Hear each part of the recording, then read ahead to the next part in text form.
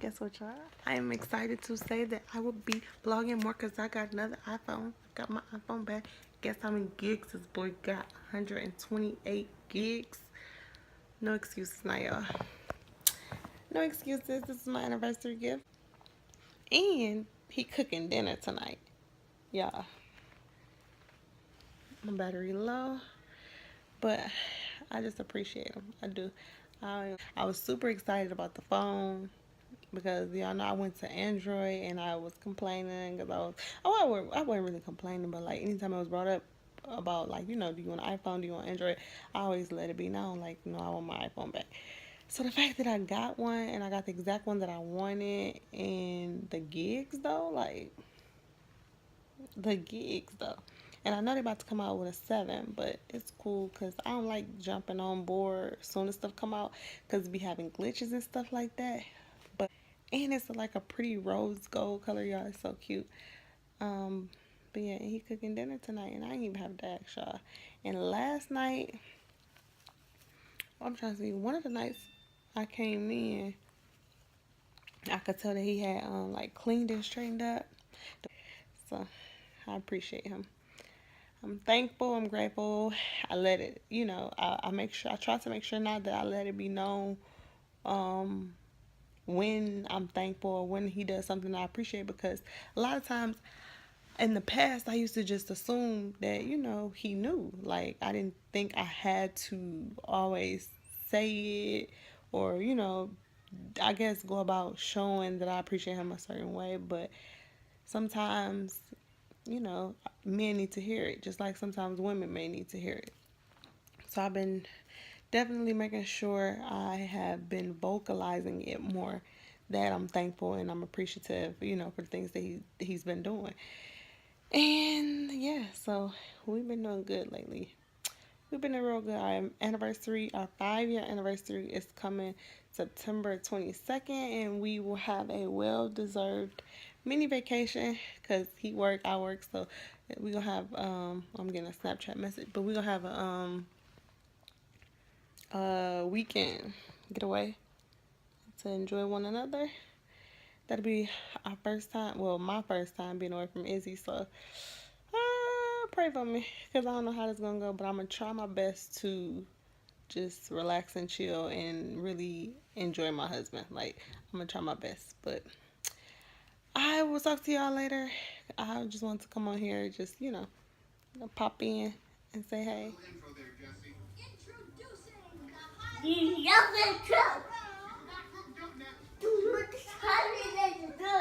on the phone right now.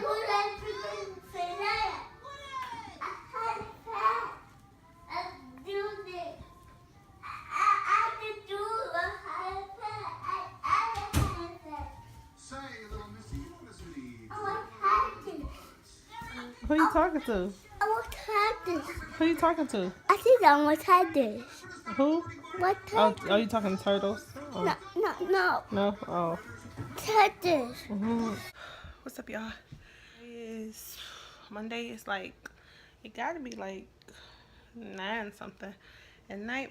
I'm drinking Shakeology. I just did a 30-minute workout. I did full body cardio fix, which is a part of 21-day fix. Yeah, when I tell you I did not want to do it, but I did it and it's done. So I'm happy about that. Oh, my arm is actually really sore. I'm trying to hold this camera, but I just wanted to come on here and vlog and, you know, say what's up. I'm trying to vlog more. I don't know how I feel about this Shakeology, y'all. It got like an aftertaste. What's up, y'all? I want to come on here real quick. Izzy sleep. It's like, it gotta be like pushing 9 o'clock at night. But I want to come on here because I was watching Gabe and Babe TV, the vlog of their last vlog, and they were talking about their Sunday service. And they actually had a link to the service, to the sermon, where you could click on the link and go watch the sermon that they were referring to. So I did that as well. But they were talking about how, basically how, well, I guess I should tell you not what they were talking about, but the sermon basically was talking about how people nowadays in the society are overworked, and how basically when you follow and obey the commandment, the 4th commandment, which talks about keeping the Sabbath holy, or keeping the Sabbath, making it holy in your day of rest and things like that. And was saying how if you just follow that, how I'm trying to see how can I explain. So basically, they were saying how people are overworked. Like, we working all these hours and doing all this to get ahead, because we think in today's society that you have to just work so hard. And I ain't gonna lie, I kind of feel the same way. Like, so watching the sermon kind of put things in. It's weird. I don't want to say put things into a perspective for me, because it's stuff that is like common sense. Like, okay, yeah, I know this, but sometimes you get caught up in society and the way things have been working in this new generation, blah blah blah. So I was one of those who feel like, you have to, for instance, if you're an entrepreneur, you want your own business and you want it to be successful, you got to work hard, put in extra hours, sacrifice things, go hard, and eventually, hopefully, your hard work will be worth it and you'll be successful in life. And he was saying how, since when did you gain your identity from your works? Basically, he was saying how nowadays, it's before, back in the day, it used to be like, oh, I'm a wife, I'm a father, or I'm a brother, I'm a sister. Like, that used to be your identity, and you were okay with that. You were only focused on, being the best mother you could be, taking care of your home, or the best husband you could be, taking care of your family and stuff like that. And he was saying how now it's like your identity comes from what you do. Like, oh, I'm successful in this, or I went to school for that, and that's like that becomes you, when it shouldn't. And he was saying how because that becomes you, that's what causes you to overwork yourself and stuff like that. But when you know who you truly are and know that your identity is in the Most High, you don't have that pressure of overworking yourself to gain this identity or prove anything to anyone, because you know whose you are and your worth and stuff like that. So he was saying how that day of rest is needed, and how you doing all this working and overworking yourself to get to a place, when if you just sit back and follow his commandment, you may still very well get success from that, because you obeyed him, and he'll reward you for that. He gave it a good, I thought it was a really good example about Chick-fil-A. And I think Gabe and Babe mentioned this too. I don't want to sound like I'm being redundant for those who watch Gabe and Babe too, like I'm copying. I'm not. I just watched their vlog just like y'all did. Thought it was really interesting what they were talking about, and I literally paused the vlog in the very beginning of it, and I clicked on the sermon, and I went and watched the sermon. So I'm just saying what I thought about the sermon, and some stuff that they were saying. And he was basically gave an example about Chick-fil-A, how Chick-fil-A, the owner of Chick-fil-A, he said wanted to do like a study or something like that, basically, where he decided to stay open 6 days a week, and on the 7th day close Chick-fil-A down, and honor this, well, we ain't gonna go there, but honor what he thought was, honor the Sabbath, basically, by keeping the day of rest. I'm not gonna say I agree with that actual day being Sunday, but he wanted to honor the Sabbath. And then he was saying how they compared it to KFC, who's open all 7 days of the week. 4 times more KFC locations than there is a Chick-fil-A, and Chick-fil-A still was more successful in numbers and I guess money and stuff like that, with there being less locations and only open 6 days a week, opposed to KFC, who has 4 times that amount of locations and open 7 days a week. And he was saying how, because your promotion doesn't come from people or man, or you doing all this hard work thinking, okay, this is gonna get me where I need to be, when in reality you got where you needed to be because of the Most High. You feel me? So he was saying like, you ain't even gotta, some people, you don't even have to do all of that. Like, if you just obey his commands and his word and trust him and be faithful, you'll be rewarded anyway. And he was saying a lot of times the things that we look for as rewards is like the stuff that we working so hard to get to be successful with this business. Deep down inside, that's not even the stuff that really makes us happy, and that's not even the stuff that's really filling any type of void, or the stuff that we really want, when it's really being around people that you love, people that uplift you, people that care for you, people that are praying for you, people that are encouraging you, how that's what does something for you. Not trying to prove something, or like not trying to find your identity in something that you feel is big and successful. So I will leave the link. And actually, no, I won't leave the link because I don't know if I can do that or not. So if y'all want to see the sermon, then I would just suggest possibly going to Gabe and Babe's channel and looking at the last vlog and clicking the link that's in the description box. But I kind of enjoyed it. He started, going off into some other stuff that it was like, oh, okay, I don't know if I fully agree with that either. But then he did say some stuff that, like I said, it kind of helped put stuff in perspective. But like how it's literally like you working all these hours and doing all the stuff, and it's like you stressing over work just to do the same thing over again the next day. So it's like at the end of the night, after you did all of that, you still don't even have no joy. Like, you still not happy. And he was just saying how that one rest day of the week allows you to just kind of recoup, actually relax. I'm sorry, I'm getting Instagram message, but like just relax and restore yourself, and it's just like actually look back at what you did and say, you know what, that's good enough. Like, you know what I mean? I did good. Like, I did this week, and just basically change your mindset. Like, don't let your mind be transformed into what society thinks is the best thing to do, or how society sees you, or how society looks at what you do as your identity and things like that. But he threw a couple of those scriptures in. Yeah, so that part of the message I felt like was dope, even though it's like, and it's funny because he said it like, you'll see this, and then it's like you still gonna have that voice in you that feel like, nah, I just gotta keep it moving, gotta keep working hard and doing this and that. And it's basically because you're afraid, in so many words. Like, you have to learn to trust and be faithful, and just know that I can chill and it's still gonna be all right. You know what I mean? Like, the Most High gonna see me through. He gonna make sure I'm taken care of because I'm following His word. I'm obeying Him, and things like that. So just wanted to share that. And then he was also saying too how he did show one scripture where he was like, you were once slaves in Egypt.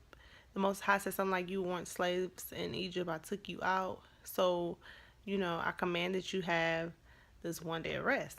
And he was just saying how if you can't say no to your job, whether it's you've some type of insecurity within yourself, where you feel like you can't say no to certain things, or if you just can't say no to your job. He was like, you're a slave again, when the Most High took us out of that. So it's like, it's real. It's like, okay, I get that. But then again, like you say, you still think like, oh, I have all these. I know the first thing that popped in my head, I'm gonna just be real, is like, dang, we got all these bills, and you don't want to get behind, you don't want to get kicked out of apartments or lose homes, or just all kind of stuff with not working, because it's not too many companies that's gonna allow you to just take certain days off. And he was just saying how at the end of the day, you just gotta trust. You gotta know that it ain't, even though you work for that company or at that job, they're not the ones that's making moves throughout your life. They're not the ones that's promoting you. They're not the ones that's blessing you. At the end of the day, the Most High is working in your life. So I don't know, y'all. I feel like I'm rambling, but anyway, I guess if it's for you, it's for you. If it's not, it's not. So obey him, trust his word, and everything will be good from there. But it is a process. It shouldn't be, and it doesn't necessarily have to be, but because our minds are trained from freaking childhood in the generation, day and age we're in now, it's like, it is, even though it shouldn't be. It is. But that's all something that's something that I can say myself personally I have to work on. But I just wanted to come on here and share that because that was the last thing I did and it was on my mind. So I figured I would share it with y'all. Other than that, not too much happened today. I went to work. Tomorrow I go to work. When I get off work, my baby has a doctor's appointment. We need to taking him to his pediatrician because I want him to get a food allergy test, and they are saying that I first have to let the pediatrician see him and then he has to order the test, which I don't really understand because I mean the same thing I'm gonna say and the same thing he's gonna see tomorrow is stuff that he's seen months ago when Izzy went. So but we'll see how that goes. He has a dermatologist appointment on the 4th of October.